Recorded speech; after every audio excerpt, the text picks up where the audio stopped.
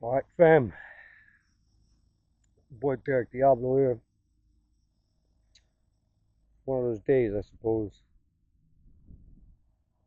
You know, everything's going good for me in my life. I'm like doing better than ever. And I'm here in England, boxing. Just had a boxing match in London when, everybody's praising me. But, I go around. I love UK. Back home, I got good friends. It's like everything's good, to tell you the truth. But then it's like the stuff I'm into, hooliganism, fuck, skinheads, violence and all that. It's like I go around and like I meet people and people want to meet me and they're interested by me and some people, oh, they hate me like with the videos I do and this and that sort of thing. But then they, oh, Del, you know, people think I hate you because of the videos you make, but everybody meets you and they love you after 10 minutes. But then it's like they're hanging at pubs, blah, blah, blah, blah. And then once I start talking about the stuff I'm into, so it's like I can talk about certain things. And then I start saying, yeah, but the football hooliganism and skinheads, like people that I'll be talking to don't want the other people in the pub to hear what I'm talking about, but it's what I'm into. But even still, they don't people don't understand what it's really like, or like what it was to be growing up as a skinhead in South Florida. Well, lots of my friends are dead, and it's like people want to film me, make movies, but they want more of the character, which is then like funny. So I've made myself into like a comedy act, but if I really were to tell my real life story, it's a horror movie. I'm like I meet I meet kids that are 18, and of course back home I teach, so kids. I teach kids, so I'm a kid mentally. But if I actually made a movie, a real life movie about my childhood up to just childhood, so say up to you know before I turn 18, from 13 to 17. It's only 4 years. And I meet kids that are 18 years old, and it's a horror. It would be a horror movie. Right? People wouldn't want to see it. I can't talk about my childhood to kids, let alone my family life when I was a kid. But even just starting from getting to punk rock in 1986, and then going my first punk show that started, Circle Jerk 7 Seconds in 1987. And that's the first time I'm a punk. I got a mohawk, and, then I see the skinheads. First time I seen the skins, and people who became my older brothers. Some of them are dead too. Not doing well, and you know, got shook or spot. It's like, and I was there slam dancing. I'd never seen skinheads before. This is before it came out in the media, really in America. The Geraldo movie and all that. Geraldo, show and the fight that happened, blah blah blah blah. And I just see the skins, and I'd never seen.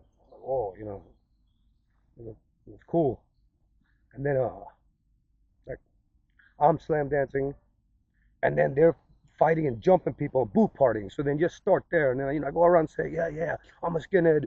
I got Dr. Martin boots tattooed on my neck, with blood. What does that mean? And I think it's funny, and people get a bit shocked when I say, yeah, I got Doc Martin boots on my neck with blood going everywhere. Steel toe Doc Martin boots with blood. What do you think about that? It's like funny. To some people it's not very funny. But then if you really knew that, as bad as that sounds, that it go around having fighting for fun, go around beating people up for fun. That's already a bit shocking, but the reality of it is much worse.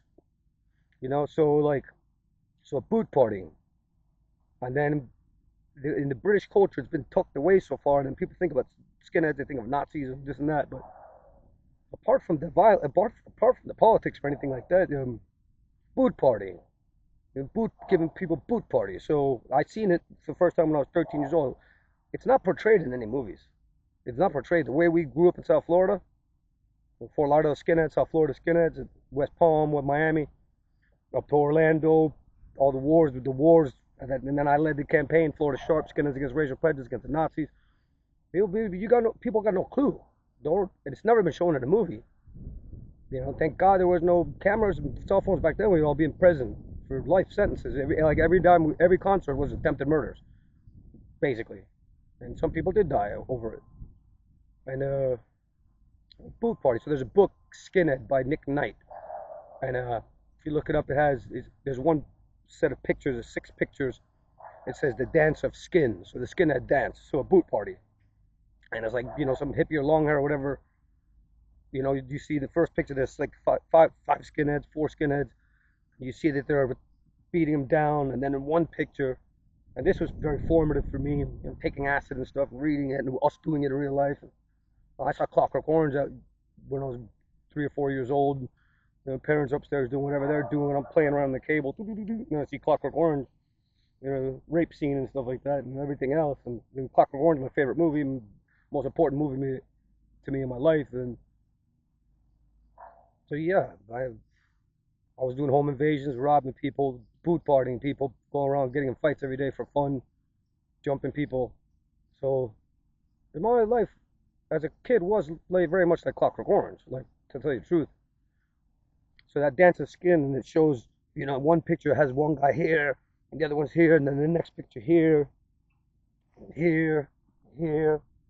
So, jumping somebody with steel-toe boots and stomping their head and jumping up on the top of their heads, which I ended up going to prison for doing just that. Jumping up into somebody seagull me. Me and my boys are out. Da da da da. Geezer throws a seagull, white power to it, says white power. The next thing, ba ba ba ba.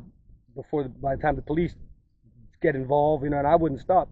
I'm jumping up on top of the person's head, you know, and well, yeah, jumping people and it happened to me a lot of times. I got jumped more than everybody else. So it's funny, like, some people, the guy's never had a fight and this and that. So you go back to it. So then, my first street fight is 1979. It was Billy McCarthy.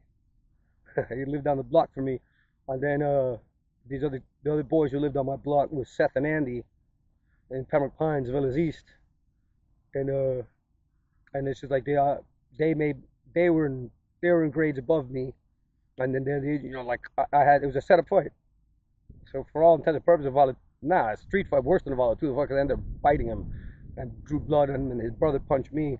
But the idea was that I had to be the toughest kid in the block, in the neighborhood, and beat up all the other kids in the neighborhood, which I did. And I was always, I was the toughest kid in my neighborhood. So I was going around getting in fights beginning in 1979, fighting all the kids in the neighborhood. Then I started doing martial arts in 1982, and all that stuff. Then I'm using my taekwondo on everybody, and so like, people that don't got no clue. Already by the time I'm in elementary school, I'm a little martial arts fighting, and I was like abusing all the kids in there, and hurting all the other kids, and using my technique on everybody else, and I was more advanced than them. Then that's all crazy story. But by the time I'm in 5th grade, I must have already been in almost 100 street fights, or 50, 100 street fights. Who can count? And then you get to middle school, then I get a skinhead scene, punk scene, and then I become a skin by 1987, 1988, and then it was getting bigger, and then the Geraldo show happens, and skinheads get more famous, and these concerts, Cameo Theater, so then like Circle Jerk 7 Seconds, Button South 1987, that was my first time I seen skins. Then I become one, tripping on acid, look in the mirror, listen to Agnostic Front, listen to Cro Mags, then I become a skinhead. And that whole tale and the people I got into it with, and things that we did and things, and it was just normal. We'd go and we'd beat up dirt heads, we'd beat up whoever, like, we'd target people for no reason, jump people, and like the skinheads, we would all fight as one. So like it was just what the other boys did. Like, we'd jump people, jump on top of people's heads, and then stomp people in the face with steel-toe boots. It was just what we did. And it happened. You go to a concert, you get into 10, 15 fights, like in one concert, 10, 15, 20 fights in one concert. And can I even portray this in a movie? People wouldn't want to see it. It's not funny. Like, so I'm jumping people and stomping people and going with the other boys doing what they do. Then summer of 1989, the Cro Mags and Destruction, Cameo Theater. It was Murphy's Law and Red Hot Chili Peppers, and then Gorilla Biscuits Farewell with Bold instead, Chain of Strength, I want to say. And so that summer really cemented me as a skinhead. But then from there, then there's a whole other story. Then with Grudge, gang, skinhead gang, and I went to that party with them, and I had boys, and I was like the leader of the skins, you could say, of my neighborhood. And then we thought we were all having fun, but then since they didn't beat up this bouncer who had beat up Gung Ho Pete, and now we all go to this fight that we're supposed to go to, and but then they didn't do nothing to him, to the bouncer, Corporal Kirshner, who was a Sergeant Slaughter's mate in wrestling. And then all the skins gathered around him, but then he walked outside by himself, and they didn't do anything. And I was a kid, and I'm younger, like I felt like I should make a move, but there's 20 or 30 skinheads, and one bouncer outside by himself.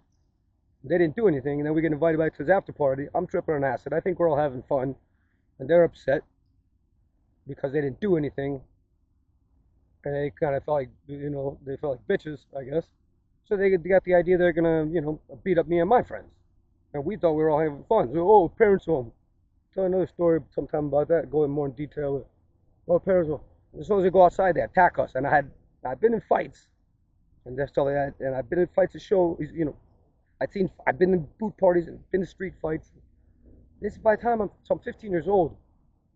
I've been in hundreds of fights already, street fights by the time I'm 15 years old. And then, my parents are home. We go outside. Bam! I got caught, and that's how I got this one. I got knocked into front of a horse trailer, and I got wedged in there by my knees and the back of my head, and everybody stomping my face and punching me in the face, and smashed my whole face, and it, to the point where they're stomping my face and hit me so much with boots and punches that it cut the back of my head against the metal on the horse trailer. So I took the worst of it, and then then the other boys, one of them still wanted to be a skin after that, but everybody else, I had like 4 or 5 guys with me, they didn't want to be skinheads anymore after that. But so then I go home, my face is smashed, big gash in the back of my head, probably have broken orbital bone, whatever. I knock on the door, and my parents see me, you're gonna get yourself killed one day. They kick me out, lock the door. So here I am, your kid comes home, his face completely smashed, broken nose, black eyes, and I got kicked out. So I went to Westview, where my stepbrother lives now, went to the swimming pool where I used to run away from home and sleep at a lot of time. I had nowhere to go. I could have bled out, Talk about going to the hospital. My parents don't take me to the hospital. Then, it's just in my mind. I had never seen that before. I'd never seen a gang ambush like that. I've seen it at concerts, but I'd never seen a gang ambush as such. These guys were a bit older than me and my age,